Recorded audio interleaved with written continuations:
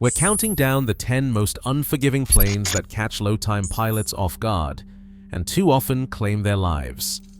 From deceptively beautiful classics that punish the unprepared, to experimental rockets and modern machines that breed a deadly false confidence, these aircraft reward skill but show no mercy for arrogance. Each spot on this list earned its reputation through performance and through hard lessons written in NTSB reports. Which design flaw or aerodynamic trap makes number 1 the ultimate doctor killer? Let's begin with number 10. In 10th place, the Beechcraft Bonanza of tail stands as the original doctor killer. Its allure was irresistible to post-war professionals, a 200-knot cruise, retractable gear, and that iconic forked tail. But the same design that turned heads also turned stomachs. Early V-tails suffered structural failures, with 18 in-flight tail separations between 1959 and 1961, leading to mandatory Federal Aviation Administration modifications. Even after the metal was fixed, the physics remained. High wing loading, about 40 pounds per square foot, means this Bonanza flies fast but stalls hard, with little warning. In turbulence or clouds, the V-tail's yaw instability causes the tail to hunt side to side, disorienting pilots who are not ahead of the airplane. The National Transportation Safety Board found that 40% of fatal V-tail crashes involve a loss of control after entering instrument conditions, often ending in a graveyard spiral. The Bonanza does not forgive a slow hand or a distracted mind, but with recurrent training and respect for its quirks, it is a masterpiece. Without that, it is a trap. Number 9. The Globe Swift lures with the look of a miniature fighter, sleek, with retractable landing gear and a laminar flow wing that promises speed. But that wing is a loaded gun in the hands of the unprepared. Unlike the forgiving buffet of a Cessna, the Swift's laminar section holds lift until the very edge, then snaps over with no warning. Pull too hard in a base to final turn, and the stall arrives all at once. No shudder, just a wing drop and a spin before you can react. NTSB records show that nearly 2/3 of Swift fatalities are stall spin accidents, most on approach. Wing loading sits around 35 pounds per square foot, making the margin razor thin when slow or turning. Low-time pilots do not get a second chance. The plane will not whisper its intentions. Recovery demands prompt unloading of the angle of attack, not panic yanking or adding power.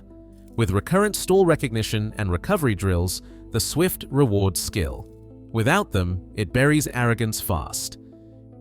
In 8th place, the Cessna 310 brings the twin-engine dream within reach, but it hides a trap that few low-time pilots anticipate. Those iconic tip tanks, each holding 84 gallons, are not just a styling quirk. They turn the 310 into a physics lesson on inertia.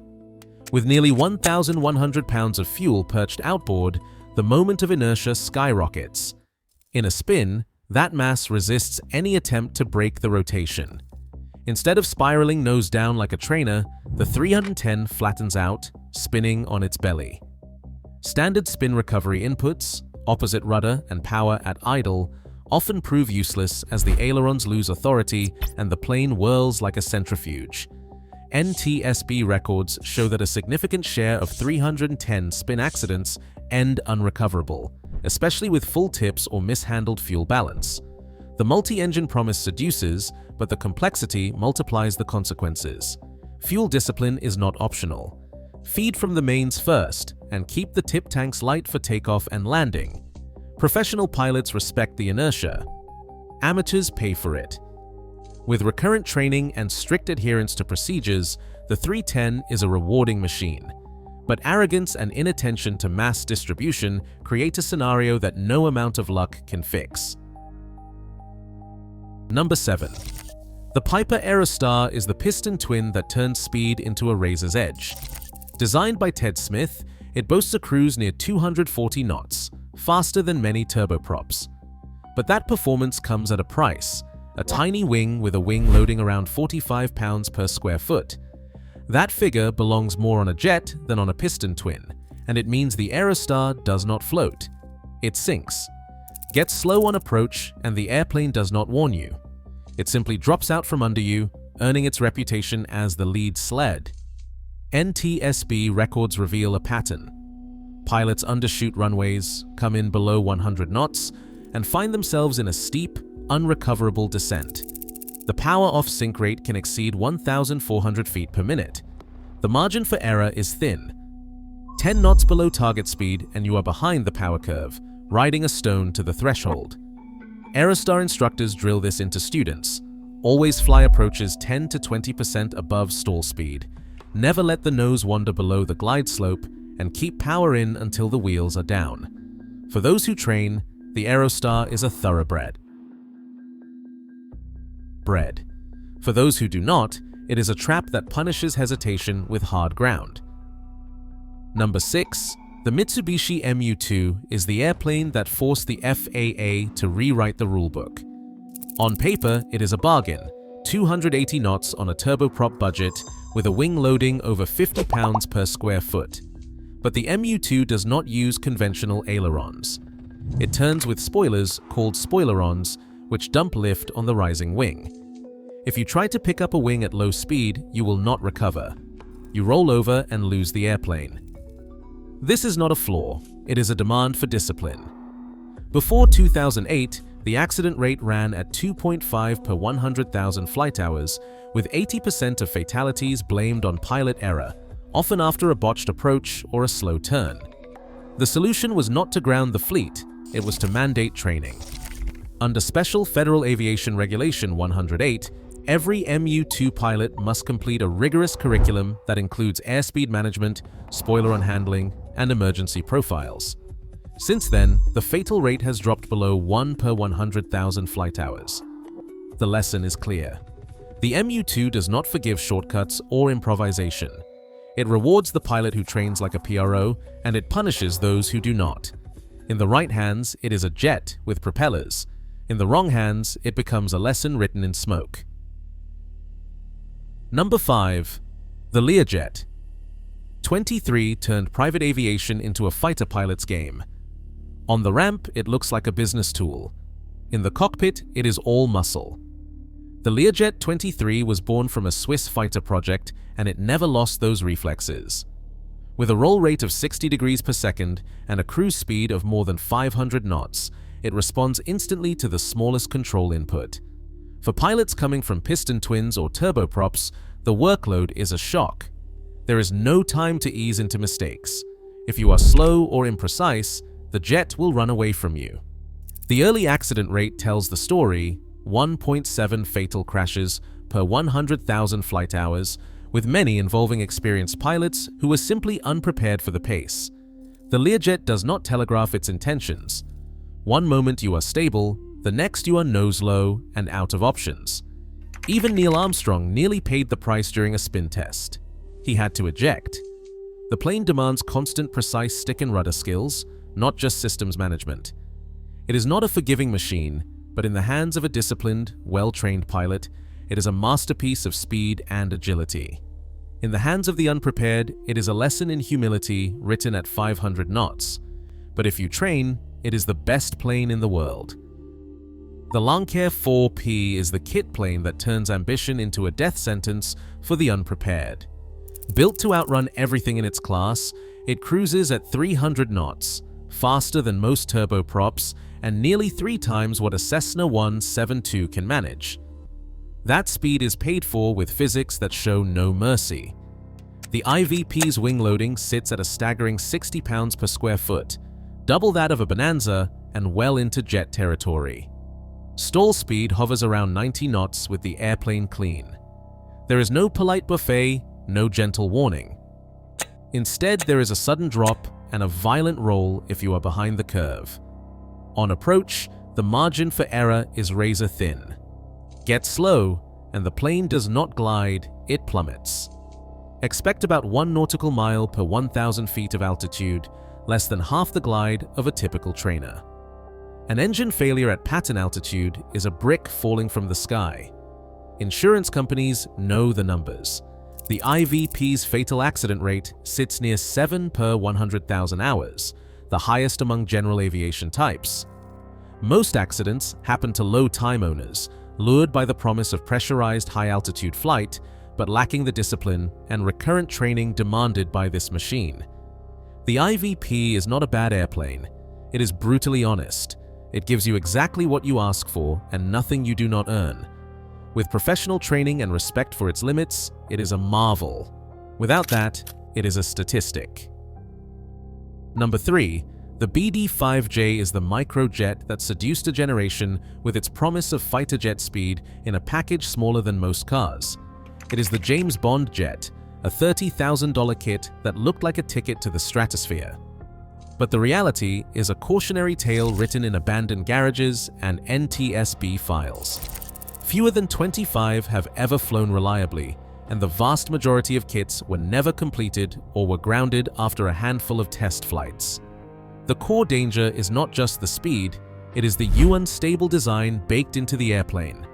The BD-5J rides on a wheelbase so short and with so little mass between nose and tail that it becomes yaw sensitive on the ground. Taxi too fast, touch the brakes unevenly, and it will swap ends before you can react. Ground loops and runway excursions show up again and again in NTSB reports, often before the airplane ever leaves the pavement. In the air, marginal thrust from the original micro-turbo engine leaves little margin for error on takeoff or climb. A hot day, a heavy pilot, or a minor engine hiccup can turn the dream into a dead stick landing. The cockpit is so tight that even experienced test pilots called it claustrophobic, and many refuse to fly first flights for amateur builders. The EAA build logs are littered with stories of unfinished projects, last-minute design changes, and abandoned ambitions. The BD-5J does not forgive shortcuts or improvisation. It demands professional-level test flying and meticulous construction. For the handful who trained and finished to spec, it is a showpiece. For the rest, it is a warning. High performance does not care about your dreams.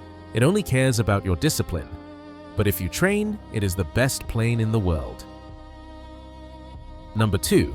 The Piper Malibu and Mirage promise luxury at flight levels where most piston singles never venture. Pressurized cabins, club seating, and a panel that rivals corporate jets lure professionals seeking comfort and speed. But the real trap lies at 25,000 feet, where the air is thin and the margin for error disappears. At these altitudes, the physiology of flight changes. Hypoxia does not announce itself. It creeps in quietly, dulling reaction time and clouding judgment. NTSB records show that nearly a quarter of fatal Malibu accidents above 20,000 feet involve loss of consciousness or control, often after a slow depressurization or a missed oxygen checklist. The autopilot, the trusted safety net, masks the workload until it disconnects, sometimes from turbulence, sometimes from a simple electrical glitch. Suddenly, a pilot used to letting automation handle the airplane is hand-flying a heavy, slippery machine in rarefied air with seconds to recognize the symptoms of hypoxia or an engine faltering in the thin atmosphere. The Malibu's piston engine, already working at the edge of its performance envelope, offers little forgiveness if the mixture isn't managed perfectly. In these moments, the difference between a safe descent and a fatal spiral is measured in seconds. FAA and N. TSB advisories. Stress high-altitude physiology training for Malibu owners, but too many rely on pressurization and automation instead of skills. The Malibu is not a bad airplane. It is a modern trap for those who think technology can replace judgment. With recurrent high-altitude and emergency training, it is a superb cross-country machine.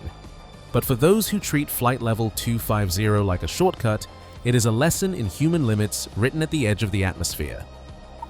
And finally, in first place, the Cirrus SR22 of the early 2000s stands as the definitive modern ego trap. A plane that promised to democratize safety, but instead delivered a blood lesson in the limits of technology. The seduction was irresistible. A high-performance single with a full glass cockpit, a digital autopilot, and the now iconic CAPS parachute system bolted to the airframe. For a generation of high-income professionals, this was marketed as the antidote to old-school risk. The message was simple and deadly: you do not need to be a test pilot, you just need a checkbook and a willingness to pull the handle when things go wrong. But the numbers told a different story. In the first 5 years after its debut, the SR22 fatal accident rate soared to 2.2 per 100,000 flight hours, nearly triple the General Aviation average at the time. The pattern was unmistakable.